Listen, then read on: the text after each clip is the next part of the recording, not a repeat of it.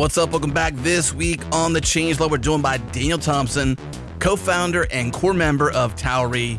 It's been a year since we had Daniel on the show. He catches us up on all things Tauri, their continued efforts towards Tauri 1.5, which just released, the launch of CrabNebula, and how the people pushing the Tauri ecosystem forward and building on top of it, the state of Electron versus Tauri, user interface with Tauri, and Daniel even surprised us with his idea of creating a web browser. A massive thank you to our friends and our partners at Fastly and Fly. This podcast got you fast because Fastly is fast, super fast, globally. Check them out at fastly.com. And our friends at Fly help us put our app and our database close to our users all over the world with no ops.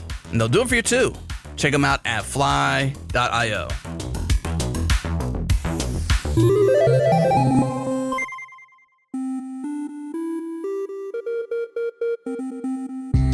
If I gave you $100 towards your air monitoring, would you use it?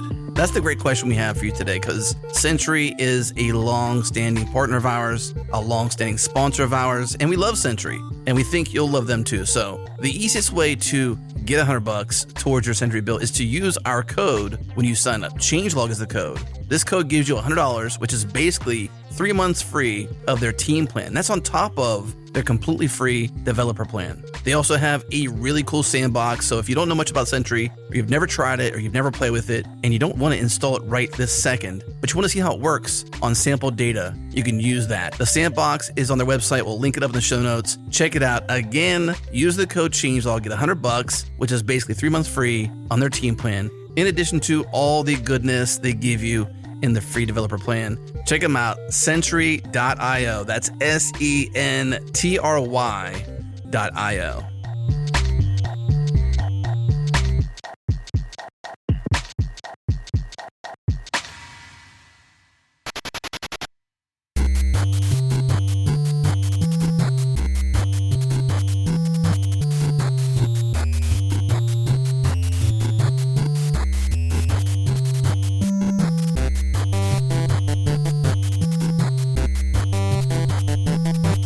We're here with Daniel Thompson from Tauri, back after about a year and a half. We had you on the podcast. Welcome back, Daniel.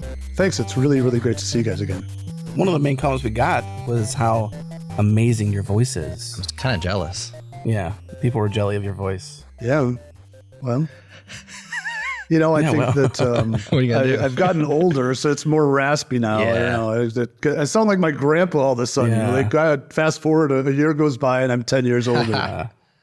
Has it been one of those years or what? It's been a nonstop year. Yeah. I mean, we met, I think, last summer. Yeah. After the 1.0 was released, talked about the plans for the future. And I mean, I did review the show, and I think we're pretty spot on. This coming soon is going to be the release of the 2.0, which has mobile embedded into it, Android and iOS. I found out that Tauri iOS on Android makes a 8.5 megabyte binary. So competitive with React Native, and iOS is a little bigger, but I think that early adopters also have a lot to learn about how to get things really small and tiny. And I guess it's one of the things that we see on Twitter a lot. People are like, yeah, my first Tauri app, it's 14 megabytes. And I'm like, did you minify? Did you put in those the special cargo flags for the release? And they're like, oh no. And then they come back. Now it's only 8 megabytes. So I think we've held true to that. Excellent to hear. Well, for those who didn't listen the first time around, that episode is called Build Tiny Multi-Platform Apps with Tauri and WebTech. I remember we had a hard time naming that episode. Yeah, we did. Think because Tauri is a little bit, it's not hard to explain, but it's hard to put into 3 words, which is like to be in the 3 to 5 word range. So Daniel, for those who heard that but haven't heard much else of Tauri, give the quick explainer so we're all on the same page. Well, I mean, first and foremost, Tauri is a community of developers building stuff for developers. And the stuff we like to build for developers are tools to help make apps. We started out with desktop, and now we're working toward mobile apps, and you can bring any front-end framework you want. In a lot of ways, it's similar to Electron and Capacitor, but we put a lot of special focus on the security of the framework as well as the ultimate bundle size. We want things to be small and performant and not consume a lot of resources. So that's how we started it, and that's how things have been going. So you have a lot of sponsors, which is awesome. I assume that we talked to you right after 1.0, and usually 1.0 is a time where people decide, okay, I can finally take this thing seriously, and it's usually a boon for adoption. Have you had a lot of folks building stuff with Tauri since the release? Yeah, I just recommend looking over at the awesome Tauri repo at our GitHub organization, and it's kind of like endless scrolling, lots of dev tools, lots of games, actually. Things are being built for communication, and the rate at which I measure adoption, though, has changed a little bit over the past year. There's some reasons for that, but mostly we're seeing people come in with really innovative questions, things that go outside of our expectations when we built the original project. And in most cases, we're finding that it's not necessarily an edge case, but people have to start learning to maybe think differently about how they construct their apps and move heavy lifting to the Rust side and use the user interface for user interface things and not put so much logic. And I think for a lot of, classically recognized full stack devs, it can be kind of complicated because you don't care where it runs. On the client, in the browser, on the cloud, at the edge, as long as it's running somewhere, that's fine. But we're trying to provide these highly tuned opportunities. And, people are making musical instruments. They're making drawing tools. They're being creative. And I think the biggest news out of our ecosystem is recently Fig.io, which is a developer tool that gives you kind of a supercharged command line experience, was just acquired by AWS. Yeah, I saw that. And they use the windowing and the web viewing libraries of Tauri. So they're part of the Tauri family. And I guess the uptake has been really heartwarming to see. And it's also, it's early days. I think a lot of projects are in stealth. If you look at that awesome Tauri repo, I don't know, like 10% of them are closed source, which means people are, making money, selling their products. There's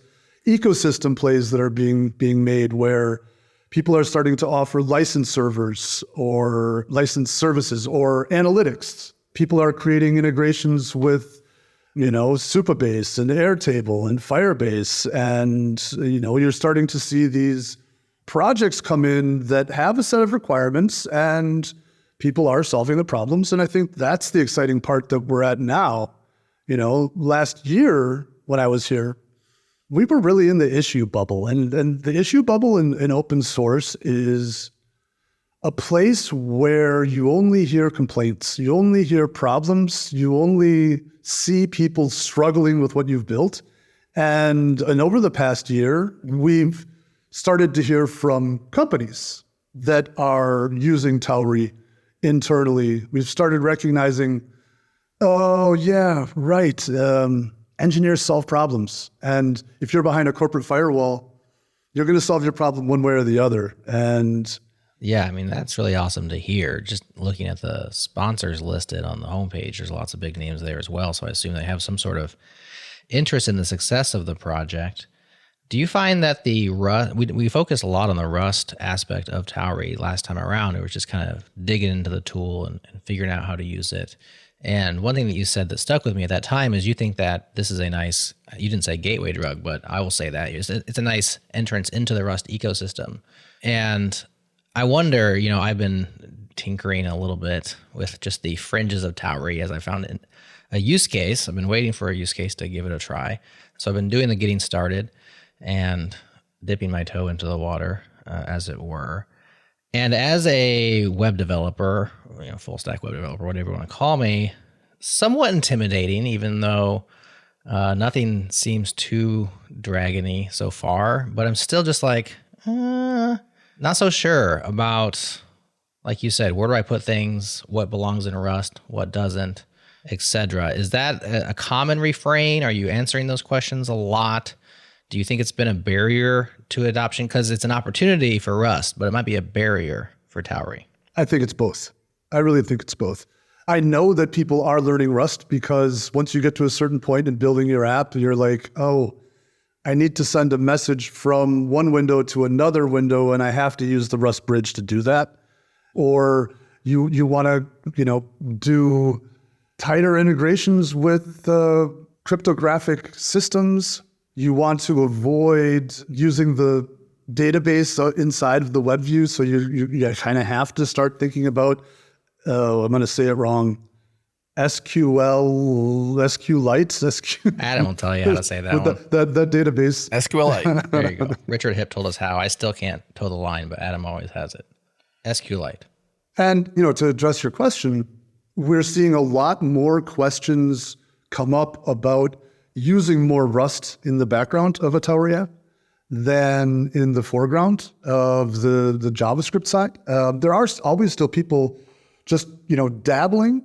Well, look, I think that the opportunities that people have to learn new programming languages come with risk and benefits, and it's really up to the people to decide what they want to do. We've seen both sides of this where people have jumped because Rust is hard to learn. We've also seen people embrace it and use Tauri as a way to become a Rust engineer. So we've seen both, and I think that what we've also seen are people who say, well, look, I'm using Python already. I don't care about Rust. So OpenBB, they made a Python adapter for one of the low-level libraries. Somebody else just recently posted an Elixir kind of binding, so you can use a Phoenix channels instead of Rust. People are working on, believe it or not, a PHP backend so that you can write all your logic in PHP and still get all of the benefits of a tight Rust core and a user interface that can directly access both the REST APIs through its JavaScript or call out to, believe it or not, PHP. JavaScript, I hear, is on the horizon as well. So I think that what Tauri itself started out as is one thing, and where it's moving, I think, is another. And that is turning into a collection of tools that you can kind of pick and choose how you want to piece them together. That's really interesting to hear. It sounds like there's enough value there, enough interest to where even if Rust is a barrier for you, there's people that are like, look, I can work around this particular aspect of Tauri by building a PHP backend, for instance, or providing access to Elixir, because I want to use it so bad and I don't really want to use this part of it. So, I mean, that to me shows quite a bit of interest for people willing to, break out their code editors and work around or code around these issues. That's pretty cool. But you have this year, as we meet again, you have more news. Obviously, the mobile stuff is huge, but you also have news around what's behind Tauri, open source strategy, funding round. There's lots going on there. I know you had a very interesting take on open source last time. Can you tell us what you guys have figured out in terms of making this thing, sustain and thrive? It's tricky. We actually started a company last year. Some of us from the Tauri working group started a company last year in November. Okay. And it was really important to us that nothing changed. From the outside, it's still a militantly driven open source community that now is supercharged with a handful of engineers being paid full time to do the research, development, and maintenance that a massive project like Tauri needs. And that company is called CrabNebula. We chose CrabNebula because we liked the idea of a place where stars are born. A nebula is a star factory, if you will.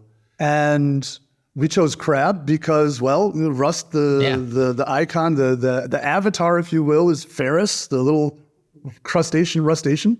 And now obviously you can't make a pitch to a VC and say, we're just going to serve as a charity and donate all of your money to open source. Things would be nice if they worked that way, maybe, but I think that we found the perfect VC to join us on this trip. That's JJ from OSS Capital, West Coast-based venture group that only supports early stage open source projects, commercial open source projects. And through JJ and through years and years of being around, we sort of collected an all-star regiment of angels who joined us along the way. I could drop all of the names. Maybe you can edit them out or choose the ones you like. But I think, of the almost 30 angels that we have, a good dozen that are really relevant are, Naval Ravikant from AngelList, Automatic Inc., the company, the investment arm of Automatic from WordPress fame, Guillermo Rauch, the CEO of Vercel, Thomas Domke, the CEO of GitHub, Tom Preston Werner, the original co-founder of GitHub, Paul Copplestone from Supabase, Justin Hoffman, the former SVP of Elastic. If I didn't say Bob Young, I'll say his name again because he's amazing. Ahmad Mostaque, who's the CEO of Stability AI, Clement Delong, the co-founder and CEO of Hugging Face, Dave Tier, the founder of 1Password, Adam Wiggins, the co-founder of Heroku, Navin Rudropa, the founder of NocoDB, Heather Meeker. If you know Heather, she's not only the general partner of OSS Capital, but wrote the book on OSS licensing. And, we also have a couple people like Cassidy Williams, who's the CTO of Contenda. You maybe know her as Cassidy. Also Tejas Kumar. And I think what drove us to work with this number of angels is getting to know your idols, the people that have built open source, the people who are building open source, and people who are poised to build the next open source, who understand the challenges of not only having a product, but also having the machinery and the understanding and the ability to innovate into products and new products as they come out. So that happened, and nothing changed at Tauri. I mean, we kept on building Tauri in line with our foundation's expectations. But behind the scenes, we are working on a few products. I mean, other than investing time in Tauri, we're also auditing Tauri. That's one of the things that we love doing, actually, is auditing people's software that they built with Tauri, with Rust. We just completed an audit for a company called Bloop AI that uses Tauri. We don't really do custom development. We do, but we don't. We will pick from clients who want to have something done that aligns with our research goals. That makes sense. We're not just out there cutthroat working for $500,000 because somebody wants to pay us money to build something for them. I mean, we'd consider it, but it has to align with our research goals, things that we want to know, things that we know that the community needs. Those are the kinds of customers that we've been looking for and been finding. We also recognized from the beginning that shipping apps is hard.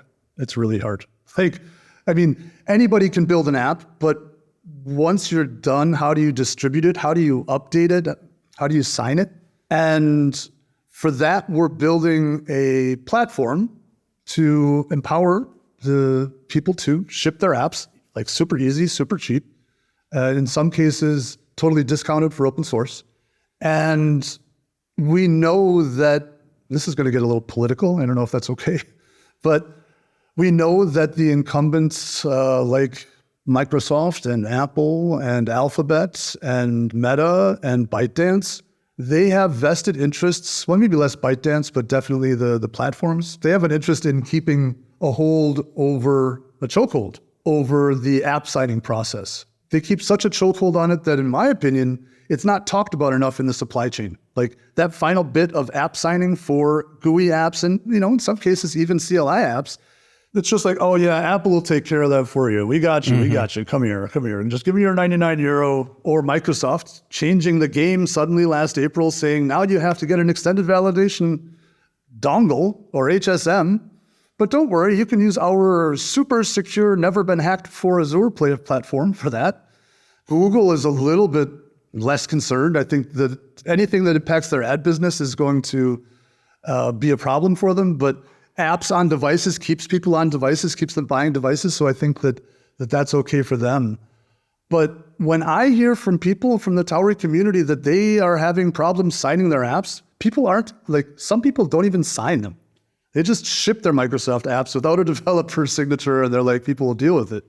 And there's no money solution here. There's no lobbying we can do, but we can, in Europe at least, get involved with the European Commission and its platform policy work, serving as experts and making sure that these changes are respected, that other types of app stores can be on their devices. Other third-party apps can now, starting in April in the European Union, by law, have to be landing on these devices.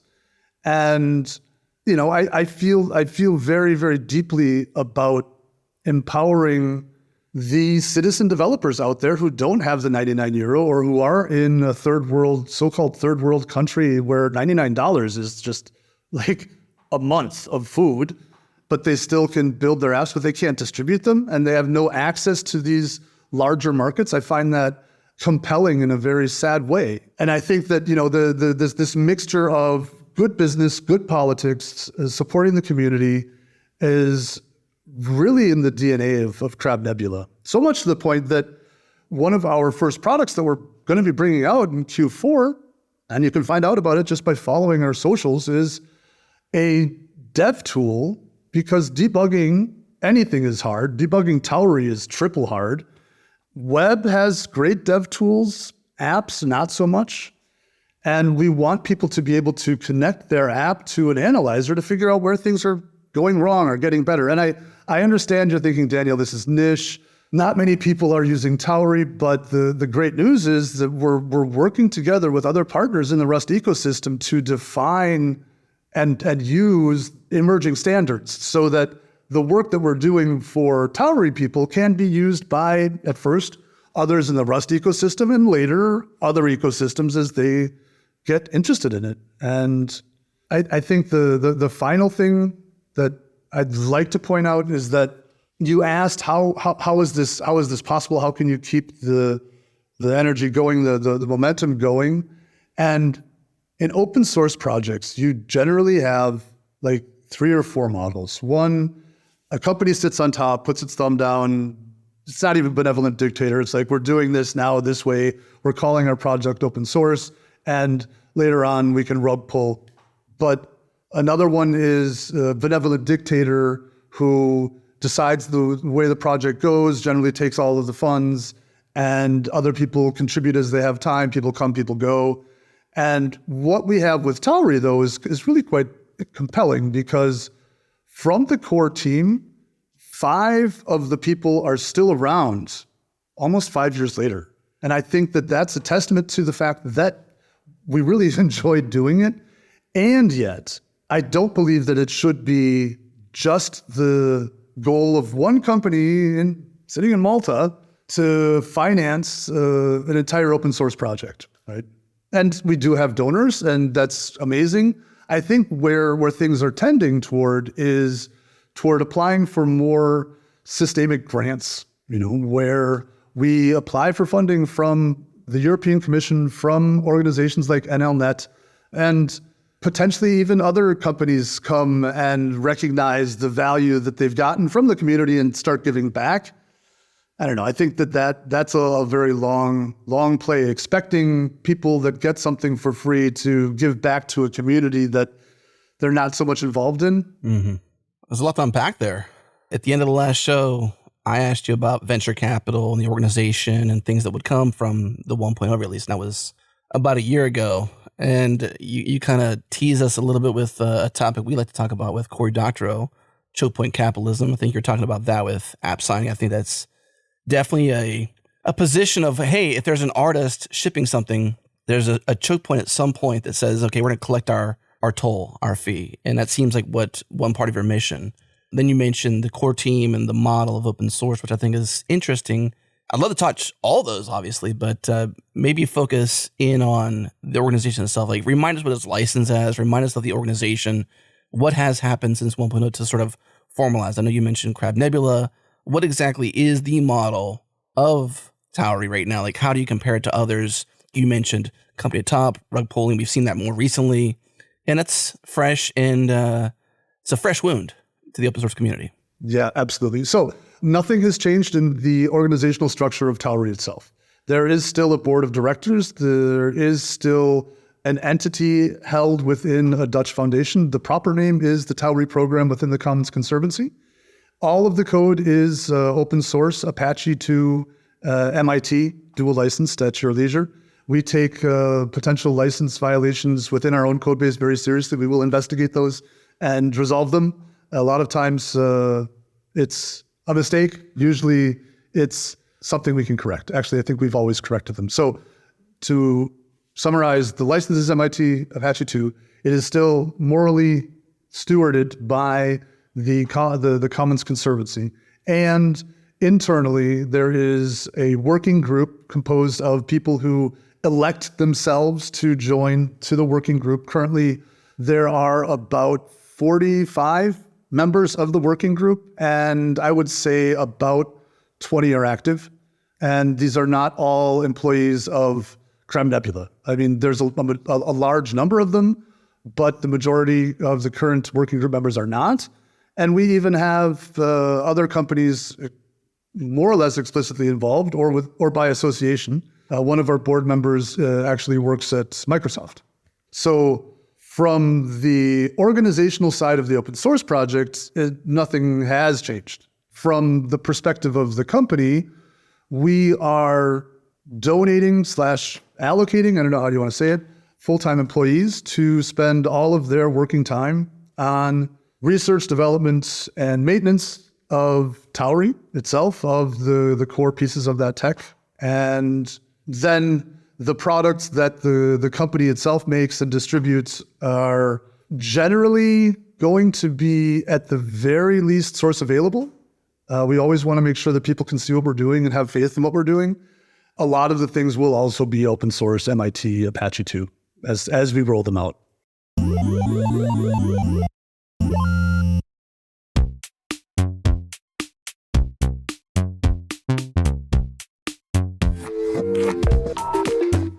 What's up, friends? Today we have an awesome sponsor, .tech Domains, and they're giving this segment away to .tech founders to showcase the amazing things that are being built on a .tech domain through their Startups.tech program. .tech domains are the go-to namespace to build anything in tech and home to the world's most innovative startups. For example, a self-driving AI company that's raised $3.7 billion and is building on Aurora.tech.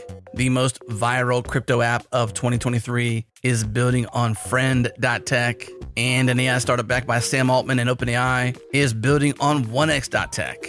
There are thousands of companies like this who are taking advantage of .tech domains to reinforce their brand as tech-focused and forward-thinking. But here's the cool thing. Instead of just selling domains, .tech Domains wants to give their users a platform to show the world the amazing things their .tech startups are building. So if you're building on a .tech domain or you want to, simply apply to this Startups.tech program by going to startups.tech/changelog and filling out the form. That way, .tech startups get to be in front of thousands of people like on this show, and we get to learn about cool things they're building on .tech.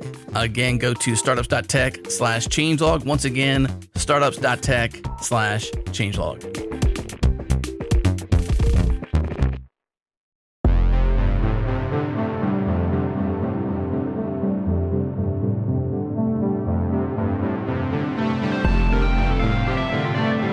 So CrabNebula is the entity which has all these amazing angels, correct? Correct. And it's starting off as consulting and auditing, but that's not the big picture that you drew for these angels that got them excited. I would imagine it'd be okay to back something like that, but your bigger picture is products, services, seems like some sort of distribution network of, maybe app stores, etc., for the Tauri ecosystem. Is that what you're saying? Right. We see consulting itself as a way to offset the cost of R&D. Yeah. And with the addition of grants coming in, that covers our R&D costs because we align those tasks with R&D.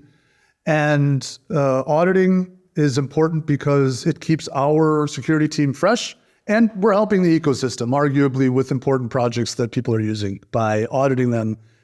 Of course, neither of those is that exponential curve that everybody is dreaming about.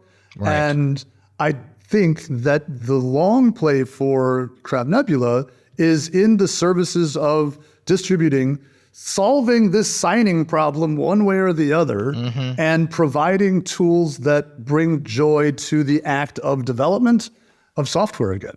And I think that what we're already seeing inside the team is we are generally very dissatisfied with products out on the market. It's hard for us to find stuff that ticks all the boxes.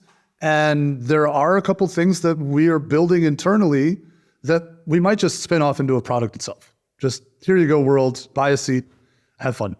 Because I think that the benefit of working with all of these fantastic people is the perspectives that you get when you're analyzing a problem field and seeing all of the different ways in which people are criticizing things. Like, oh, the security is crap. Oh, the layout sucks. Is this Bootstrap 2.0? And it's a challenge to reel people in to say, okay, look, we're not going to build that product right now. We're going to solve our own problems on our own time. But right now, what we are building are these dev tools and building out the platform, because those are the things that will scale, especially once you consider that the mechanism for bundling, signing, and distributing, it's kind of the same no matter what platform you're using. If it's React Native or it's Electron or it's any of the other competitors or competing systems to Tauri, I guess, is still just a bundle and a sign and a ship.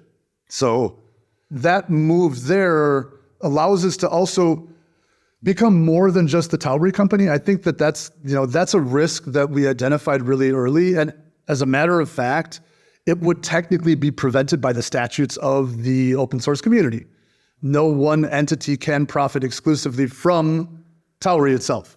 We cannot be the Tauri company, but we can be a Tauri company. We can maybe be the best Tauri company, but we can't be the only Tauri company. And we are starting to see people start building their products around Tauri as well. So if you created a platform for Tauri, you would desire other platforms for Tauri. Is that what you're saying? Like if you were like the app store for Tauri apps that did all the bundling and signing and whatever else is involved and allowed you to distribute your software to users, CrabNebula, you're not going to be the next Apple in that regard. Is that what you're saying? Like the open source bylaws make it so you can't be that? Because I mean, given your 100% success, we would end up in the same place we'd put you in the list. We'd be like, oh man, Microsoft and Apple and CrabNebula, like they're all, like we would just add you to the list, wouldn't we? Okay, maybe the ambition is a little bigger. Maybe the ambition is more to say that the Tauri framework itself would be more aligned with something like JavaScript. It's not a product. Tauri is not a product in and of itself. It's a way to get stuff done, like JavaScript, like PHP, like Ruby. And we would like to consider ourselves as the people pushing that ecosystem forward and developing on top of it. But we are not Tauri because Tauri can't be a product. It can't. Monetizing open source for me is... Go ahead. It's one of the scary parts about this. Now, like, I have a lot of friends in the industry and I don't want to piss anybody off, but I really hate it when licenses get changed or when communities break down or when, corporate interest and greed suddenly redefines community, and then you find out what it is behind the community. You find out, oh, it was the money behind the community. If CrabNebula, and it's a startup, right? Like startups have a gradient of potential success. If CrabNebula goes down, it would suck for CrabNebula. Tauri can continue. Kind of. Right? And I think that's this kind of... Well, I mean, if you're funding some of the core team members and you're a major financier behind the scenes of making things happen, then obviously the economics of supporting it change. You're right in the fact that it can continue, but it's financially stabilized to some degree by the success and the angels that you've you've mentioned. So there is no way to completely remove yourself from that. So I'm not saying it's a strike against you. It's just the truth. I want to agree with you in principle, but I'm not going to. You should, because I'm right. I mean, I know you're right for you. And from where you're sitting, from where you're sitting, I think it makes a lot of sense. But the point I was trying to make was, and this is something I'm working with the whole working group on, and it's not something that's done in software very often. I mean, look at ECMAScript 2022. It's never ending. It's going to be TypeScript someday. The point is, I think at some point we can actually declare Tauri is done. I'm not saying Kubernetes is done, but done enough so that all you have to do is add little things and there's little bits of maintenance, but done to the point where the features have been completed. And maybe that's the point in time where we get to start thinking about other stuff we'd like to build. I don't know, like a browser? Come on, that's too much work, is it? If we laid the groundwork for that over time, it might. I don't know. I'm not trying to get ahead of myself, but we have opinions. We just shared our opinions on this. Do you listen to our show often, Daniel, by any chance? I do. We just went off on this. We just went on to like, what do we want in browsers? Me, Jared, and Nick on our talk show, Gino and Friends. So we were just like knee deep in this. So we're just talking about an open source browser effort. That would be amazing. So you're teasing us here, but yeah. Tauri being done when the underlying platforms, the deploy targets of Tauri are never finished. It seems like, okay, maintenance, but how much of a burden is that? I mean, iOS 17 just came out. Certainly as the new versions of these desktop and mobile platforms that you're creating apps for are changing. They're moving targets. So Tauri can't be finished unless it's irrelevant. But maybe you could say just major efforts are done. As a matter of fact, at CrabNebula this week, we decided we're changing research and development, changing its name, research development and maintenance, RDM.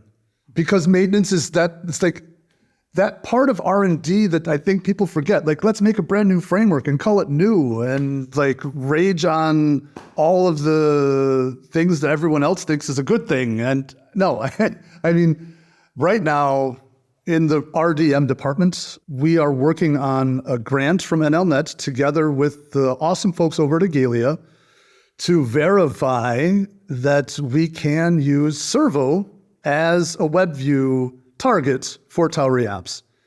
With early success, seems quite good already for the short time that the Igalia team has taken up the helm of working on Servo. And it's a long future, and at some point people get bored and they start having silly ideas. And I'm not saying we will build a browser. I'm not saying we won't. I do know that it's a massive undertaking. An open source browser is going to require a ton of stakeholders, a ton of specialists for a very long time. And hey, we're not raising money right now, but I think that if you were to do something like that, you would definitely have to have like the entire EU behind you. You'd have to have the European Commission behind you. You'd have to have more than just money. You need the charm and the goodwill. And I mean, the drive kind of comes for free because otherwise we wouldn't even be talking about it. But I don't know. Do you guys remember our first conversation when I told you I've always kind of been interested in building tools? Yeah. And for me, one of the interesting side effects about working with Tauri is that Lucas and I started way back in the day and we thought we were going to make a better Electron. We haven't gotten there yet. Electron is better in a number of ways. I'll say it here. Tauri is better in a number of ways. It's a different thing. But that's what we started out to do. And along the way, we built a community. We made a ton of friends. We started a company. And then we realized, actually, maybe we should expand our reach a little bit, right? This updater and bundler that we built, it's tightly coupled to Tauri. And then, at CrabNebula, we go to conferences. We went to 4 this year, or we will have gone to 4 this year. At one of the conferences, somebody rushed the table and was like, guys, hey, can you please upstream the bundler? Because I'm using Dioxys. And it would be great if I could just bundle and ship that way. And, we backburnered it because we had to get the 2.0. We had to make that push to beta. But internally, we are working internally at CrabNebula. We are working on the proof of concept research to upstream it and make it available to other projects outside of just pure Tauri. The most exciting one is Slint, because we found out meeting with Slint, they have a different target audience, but they are building desktop apps and they're using our low-level libraries, Tau and Rai. So all of a sudden, this the reason why Tauri became so popular in the first place, in my opinion, is because anybody could use the front-end stack. If you're React or if you're Svelte or if you're Solid or Vue or Angular or choose any one of the hundreds, or even Rust-based ones like Vue and Dominator and all that, you could use this thing that we made for you. We gave everybody a gift and it was like, this is great. And then we were still in this issue bubble, right? Where we were seeing problems and comparing ourselves to others and feeling like, oh, there's competition out there. And by reframing it from, hey, we don't have to compete with Dioxys or Slint or Electron. We can help them do better things, do things better, right? And by moving out of that tight coupling to Tauri Core, we are doing just that. And I think that, I haven't had the opportunity to speak to Cory Doctorow personally, but I think that this mode of deciding for cooperation instead of competition is really, really rare in open source maybe, but in venture capital type companies, very likely. Non-existent. Yeah, the competition helps you understand better who you are, but we're going to crush them. Mm-hmm. We're going to and I see the world differently. I see it as a way for us to build tools to support other people. And if they like our product, they're going to use it. If they like somebody else's product, they're going to use that. I have confidence that the products we're making are great and that people are going to love them and use them. And that's what I sold. I didn't sell my soul to VC or to our wonderful angels. I sold this firm belief in the fact that we are not only doing something great for each other, great for the planet, great for people's devices, but also great for this ecosystem, which is a subset of the markets that we can attract. I like that sales pitch. I don't see how you get from there to a web browser, but I understand that if you get bored, quote unquote, then maybe you're like, we need a big fish to fry, and I would love to have somebody fry that fish, Daniel. So I would also buy that. In terms of a massive effort to do that, I put my money and time and voice behind that effort. But to me, the web browser thing is out of left field, Daniel. I'm not going to lie. I didn't ever expect you to say that today. So I'm kind of confounded. What does a web browser need? What's the one thing that it really needs that we did really well at Tauri? It needs to be updated. Every freaking day it needs to be updated, needs to be distributed across the planet to every kind of device, every version of device, every operating system.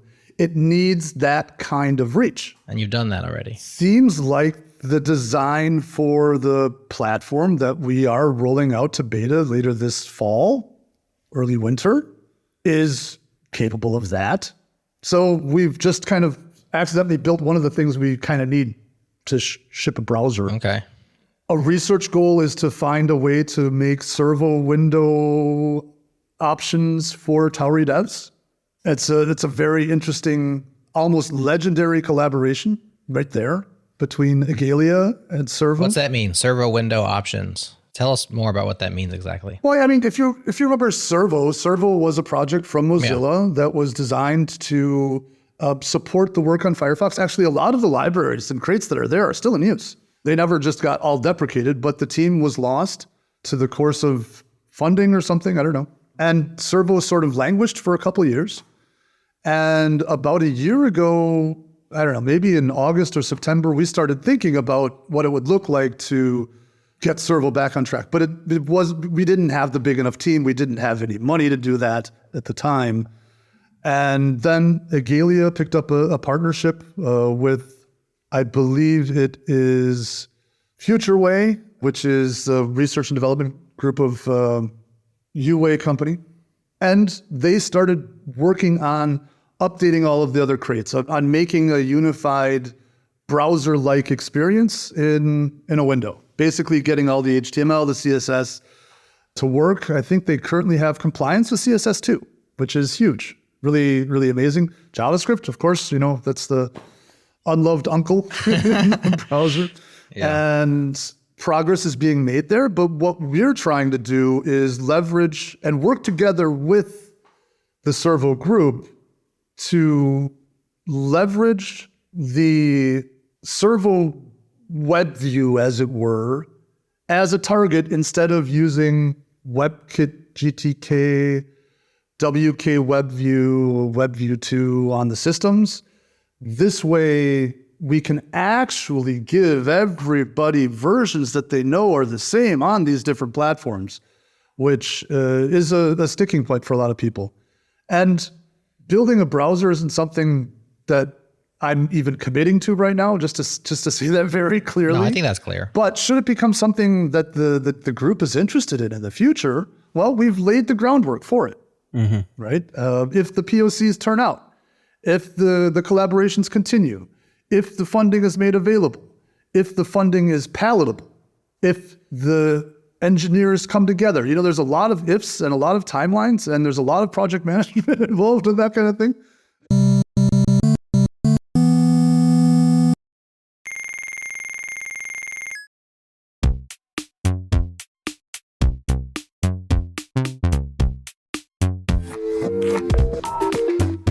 What's up, friends? There's so much going on in the data and machine learning space. It's just hard to keep up. Did you know that graph technology lets you connect the dots across your data and ground your LLM in actual knowledge? To learn about this new approach, don't miss Nodes on October 26th. At this free online conference, developers and data scientists from around the world will share how they use graph technology for everything from building intelligent apps and APIs to enhancing machine learning and improving data visualizations. There are 90 inspiring talks over 24 hours, so no matter where you're at in the world, you can attend live sessions. To register for this free conference, visit neo4j.com/nodes. That's NEO, the number 4j.com/nodes.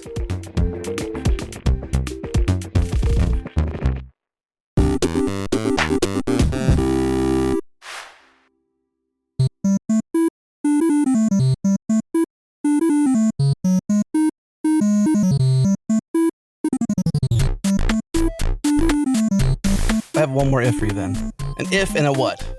So, if you could assemble all those pieces together, if you could have all those resources, then, what would compel you to build a web browser, and what does it need? Like, what would differentiate the kind of browser you can envision comparatively to what's out there currently? Well, first and foremost, it absolutely has to be privacy respecting. It has to be securely designed. And I know those are two simple words to just drop into a sentence. It's easy to drop those two words into a sentence to say, yeah, it has to be privacy centric and secure by design. But what that ultimately means is that in the context of local first apps, I think that a solid approach would be to focus on that aspect of treating the individual as a human being and not a data point for harvesting their conversations. The things that I say in this browser, they shouldn't be tracked by something slurping up my voice and my face and the words I say and feeding it into some LLM that's training on me. I think that those kinds of privacy-centric things have to be important. I think, ads should just disappear. I did an artwork over a decade ago where somebody made a Firefox plugin where you could supply different banner sizes, and then I gave them a collection of images, and then they would replace all the ads in the browser with artwork. I loved that project, never forgot about it. I think that the way in which we've been instrumentalized and forced to use the browser is kind of sad. I mean, I understand why. There's a lot of big money behind it and big ad tech. And I think the industry would be very much opposed to a browser without ads.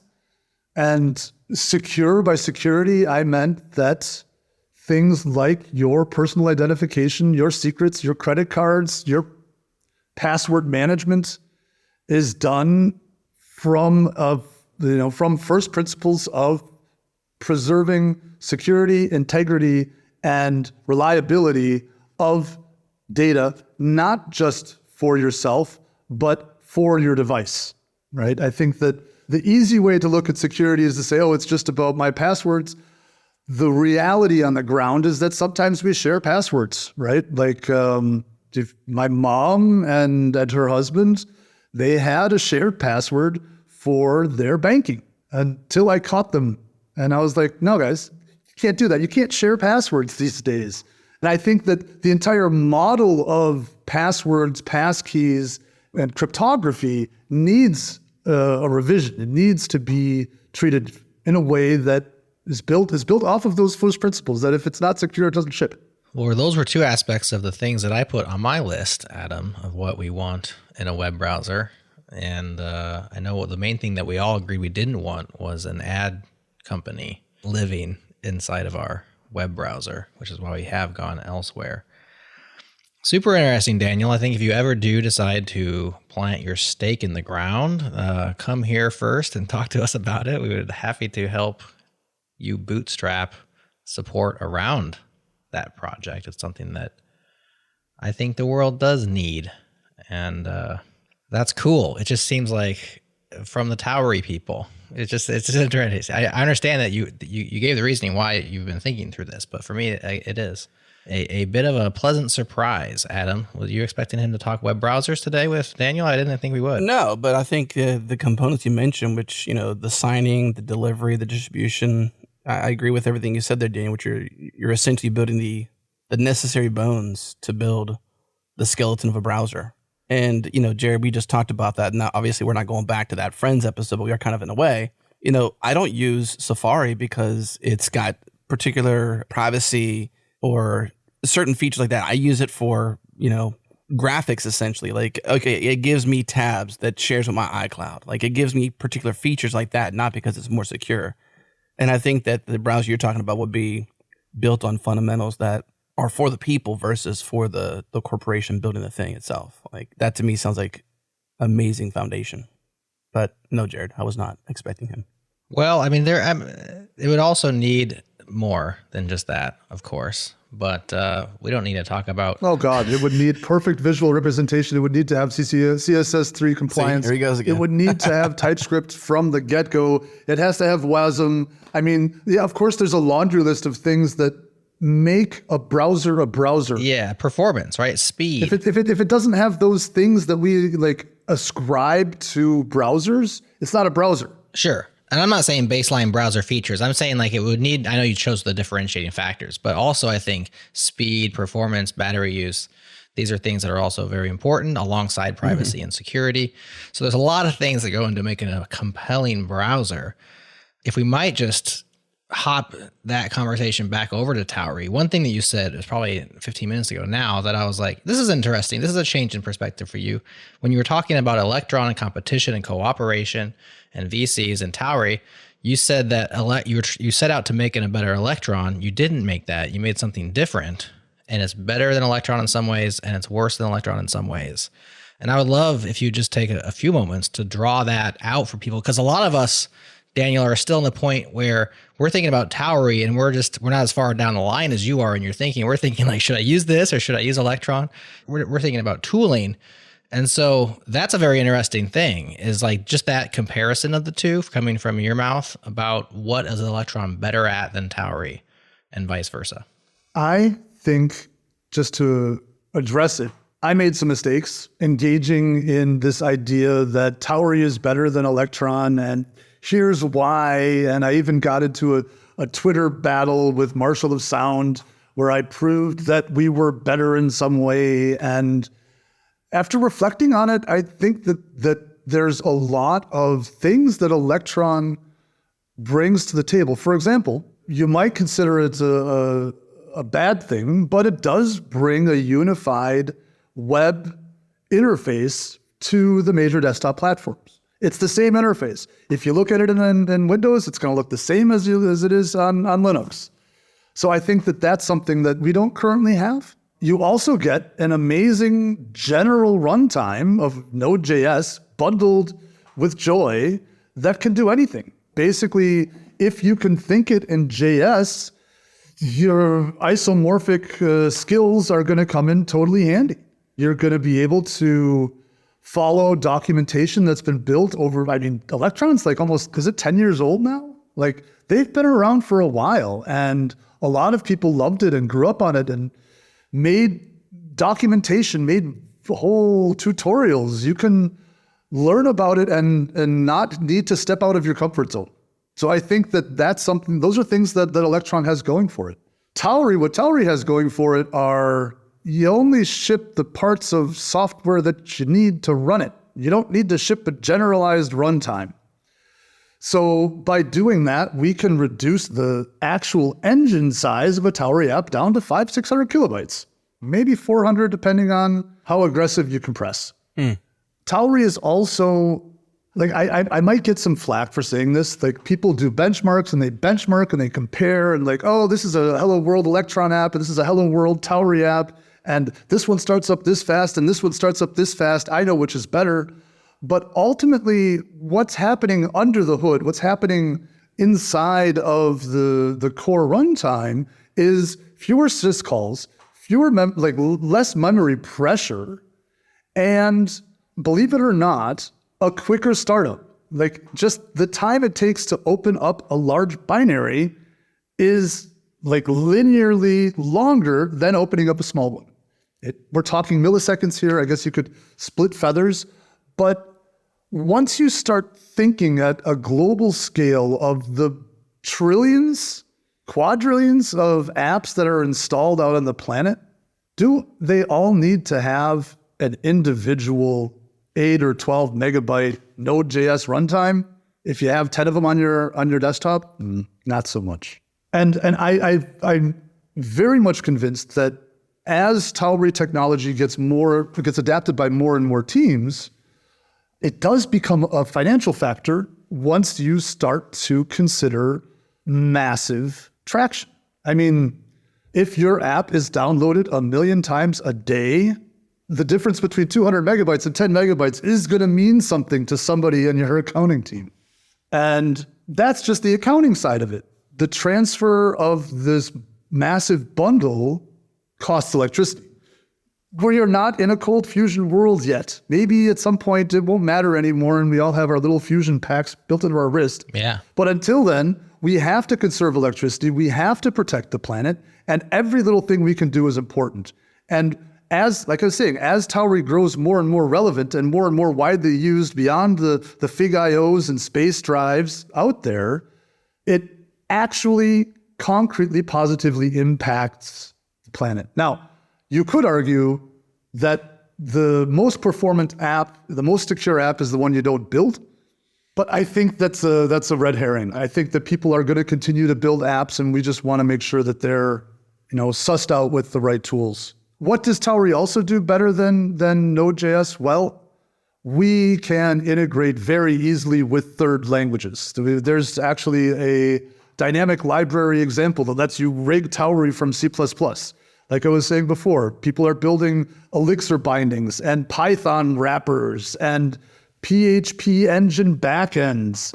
And that ability for your preferred piece of backend and front end to come together with the Tauri components working as glue is the really compelling part of it. Because I'm not going to lie, I wrote a lot of JavaScript in my life. The thing about JavaScript is that, and it's happened to me, I'd be writing something and I wasn't sure which context I was in. Am I like on the front end? Am I on the server? Wait a second, how does this work again? That isomorphism really, I lost my place sometimes.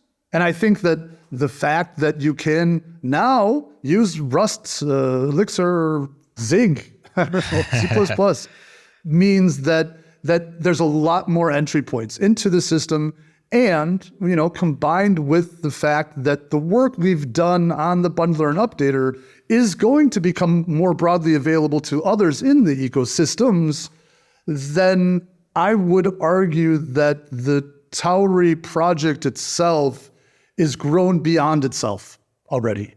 I think that it's grown to see itself as a way of supporting the much larger ecosystem. Yeah. That third language thing is really cool. I wasn't aware of that until you told me here earlier. I think that's really Really interesting. And I agree with you. I worked early on in some isomorphic contexts, I think with Meteor.js, where I was just as lost in where was I, that the benefit of having all JavaScript really was lost in the fact that I still didn't know which area of the stack I was currently coding for. So I've never had a problem hopping back between JavaScript and a different language, like contextually, especially ones that aren't dramatically different. Anyways, I always thought that the isomorphic promise was somewhat spurious or not interesting to me. Anyway, that's a side tangent. But yeah, third language is really cool. It definitely allows Tauri to bust outside of the box that it's currently in. Interesting, you mentioned user interface to a certain extent as an Electron advantage with regards to what they provide. What does Tauri provide when it comes to interfaces? As I was kicking the tires, I was expecting kind of more like widgets and of things where you can just like, give me a file explorer, give me a this thing widget, and it would provide that kind of thing. It seems like none of that's there. So is everybody doing their own thing inside of, you grab some Tailwind CSS and like start from scratch, or how's it work? Technically, you're right. The various ways that people can interact with Tauri are, it's going to sound stupid, menus. Menus are part of the human interface. Sure.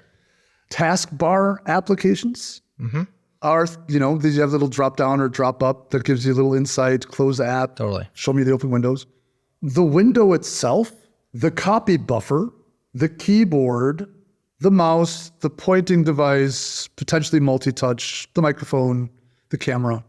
Like those are the things that we wanted to make sure we got right. And we talked about at one point even making a crate for people who want to play around with those little stoplights on their Mac OS.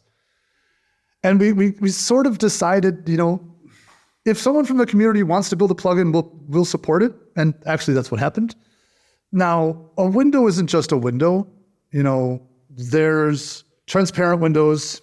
I'm being pedantic, but it's important, I think. There's transparent windows. There's windows with decorations. There's windows with title bars.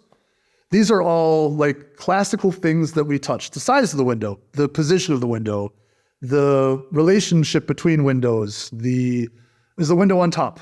But what do you put inside the window, right? So like the way that Tauri is built, there's two very low level, some people call it deep tech, I hate that, but we'll call it low level libraries. One of them is called Tau, and that's actually a fork of the Winit project that we've added to keyboard accelerators, the command shift plus T or whatever, and menus and the window. So we can create the window and all of this touchy-feely stuff with Tau, and then you got to put something in Tau. There's a number of things that we currently offer. The primary one is the web view. That's what everyone knows. It's HTML, CSS, JS, compliant up to ECMAScript 2020, unless you're on and then to get the unless, right? Unless you're on like Mac 10.13, because it's using Safari WebView. And what is it using exactly? It's using WK WebView on macOS. It's using WebKit GTK on Linux. And it's using WebView 2 on Windows. WebView 2, I will note, is based off of Edge, which is based off of Chromium. So you do get a Chromium-like browser experience with all of the lovely telemetry that Microsoft puts into every app. The lovely telemetry, yes. Then on macOS, it's WK WebView, which is version locked to the Safari that you have installed on your latest update. And on Linux, it's WebKit GTK, which itself isn't totally feature compliant. For example, WebRTC doesn't work there. So we also built two other kinds of windows. So there's an immediate mode GL type window called Tauri eGUI, which you have to use Rust for. There's no real good way around it right now. But Rerun.io is the company behind eGUI, and it provides a JavaScript, HTML, and CSS free way of building user interface that we recommend for people who have high security requirements. You don't paste your password into a JavaScript window because you never know what somebody built with the node module that you installed. So you use one of those. And recently, it's not actually been made super public yet, but there is also a web GPU window type that you can create. So, for example, the Bevy game group, they need the WGPU, but they also would like to put some HTML type buttons on it. So as a research project with CrabNebula, we put that together in about a week. So now you have more options. And ideally, the future looks like either Servo or CEF, Chromium Embedded Framework. Both of them come with caveats, and I mean, CEF would be the quick way to do it, but then, we're shipping Chromium to everybody again. Anyway, that in and of itself and making it work on all of these different platforms, oh my gosh, and then there's the mobile stuff as well, has really led to us building these low-level tools and then expecting people who build front ends to create the kind of user interfaces they need. Mm-hmm.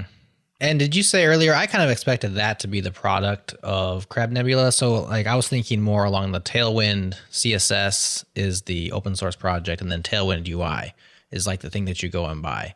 And so I was kind of expecting, you did mention productizing some UI stuff, but there's a lot of different stuff in there. I kind of expected that to be your product play, was all this additional layer on top that provides cross-platform widgets and cool looking things you can use, the doodads and the...